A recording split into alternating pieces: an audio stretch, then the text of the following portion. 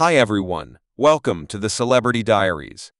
Sly Stone, an American artist, lyricist, performer, and maker, has had a noteworthy vocation set apart by both notoriety and, what's more, monetary difficulty. With a total assets of $500,000, Wiley acquired unmistakable quality as the frontman of Wiley and the Family Stone, bunch that assumed a significant part in molding the combination of funk and psychedelia during the 1960 and 1970 anyway, in spite of his melodic achievement.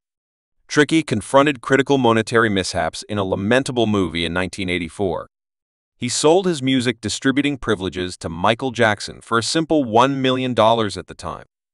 This appeared like a significant aggregate, yet it could not hope to compare to the esteem his privileges would section of land over the next 30 years. Unfortunately, by 2011, Tricky ended up in critical waterways, living out of a van stopped in different areas of South Focal Los Angeles. He depended on the liberality of a neighborhood family who permitted him to involve their home for washing and dinners. The base of Shrewd's monetary difficulties can be traced back to 1989, when he quit getting eminence checks from his business chief, Gerald Goldstein. This ignited an extended lawful fight that endured more than 3 years. In January 2015, a Los Angeles jury managed to get Sly's approval, granting him $5 million in his break of agreement claim. Half of this judgment was demanded against Even Road Creations, which had petitioned for Chapter 11 security in 2013. A different half was forced on Sly's previous supervisors, who promised to bid the choice. Sylvester Stewart, known to the world as Shrewd Stone, was brought into the world on April 15, 1943, in Denton, Texas, an unassuming community saturated with the rhythms of gospel and soul. His melodic odyssey started in the heart of a profoundly strict family where his folks, Casey and Alpha Stewart, imparted in him an adoration for music from an early age as the second of 5 youngsters. Tricky developed up encompassed by the harmonies of gospel songs, an establishment that would shape his future undertakings. The Stewart family soon wound up migrating to the dynamic North Cove area of San Francisco, where youthful Shrewd's melodic gifts started to prosper, supported by his folks. He, along with his 3 kin, shaped the Stewart of a gospel troupe that delighted nearby gatherings with their spirit-blending songs. Their commitment proved to be fruitful when they recorded a solitary neighborhood discharge named on the Combat Zone, denoting the beginning of Tick's excursion into the universe of music from a young age. Shrewd Stone displayed an amazing fitness for music, earning him the moniker of a wonder. By the age of 7, he had proactively dominated the console, laying the basis for his future virtuosity. Unflinching by limits, he left on a mission to vanquish new instruments, quickly dominating the guitar, bass, and drums. In the resulting years, his unquenchable enthusiasm for music moved him forward, making way for a lifelong that would rise above kinds and spellbind crowds overall. Secondary school called carrying with it new open doors for Guileful to sharpen his specialty. Submerging himself in the dynamic music scene, he joined a few secondary school groups, including the VIS Gaines at Doe, WAP troupe, where he also, his companion Honest Arano, stood art as the sole non-white individuals. This developmental experience would later serve as motivation for Wiley's vision of a multicultural melodic group, anticipating the introduction of Shrewd and the Family Stone after moving on from Rome High School. Guileful Stone's hunger for melodic information drove him to seek after further instruction at the VO grounds of Solano Junior College. Here he dove further into the complexities of music hypothesis, refining his abilities and extending his creative skylines. It was an urgent point in his process, laying the basis for the momentous advancements that would portray his future melodic undertakings in the mid-1960s.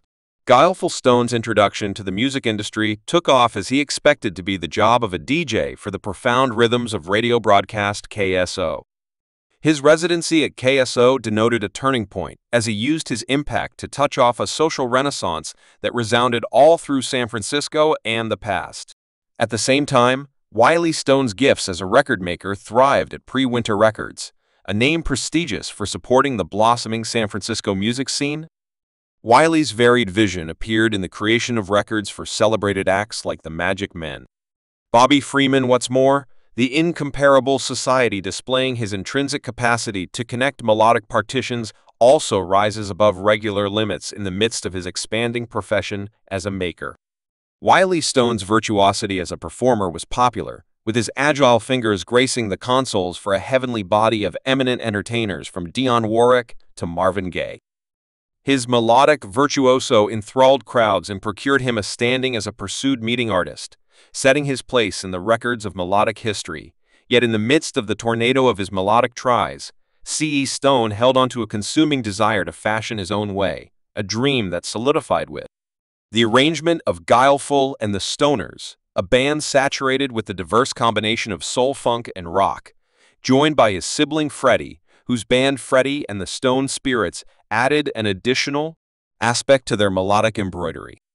Tricky set out on an excursion that would rethink the shapes of contemporary music.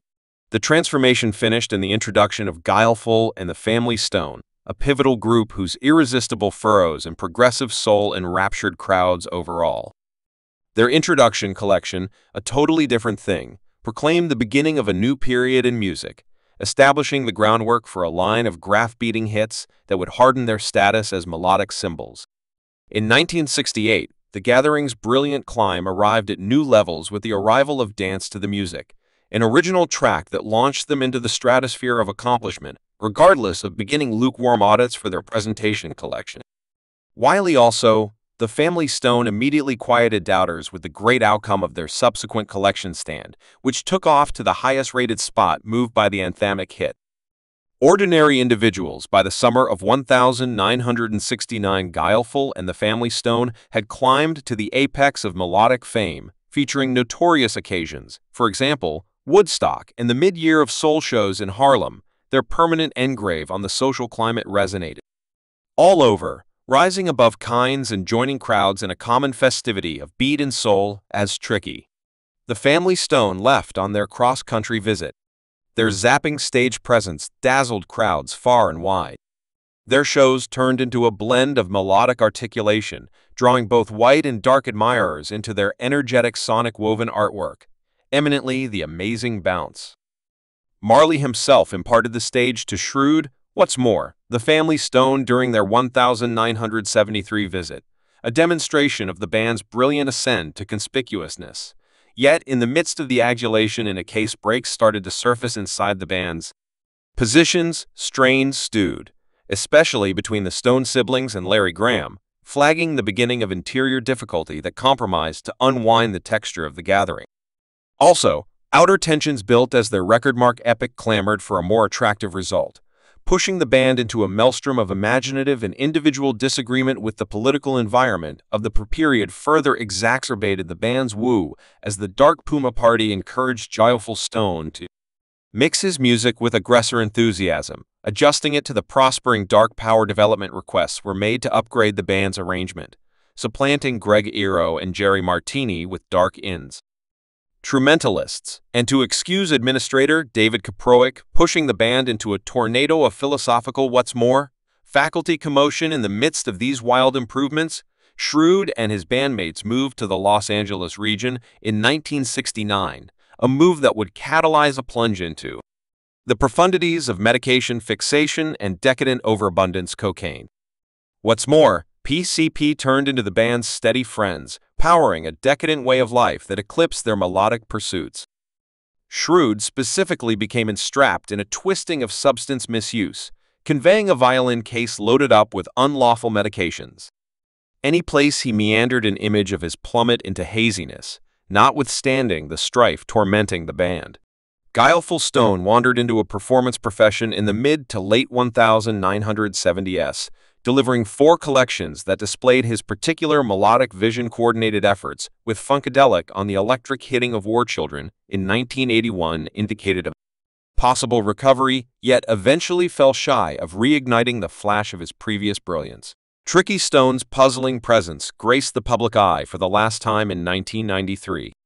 Thanks for watching this video.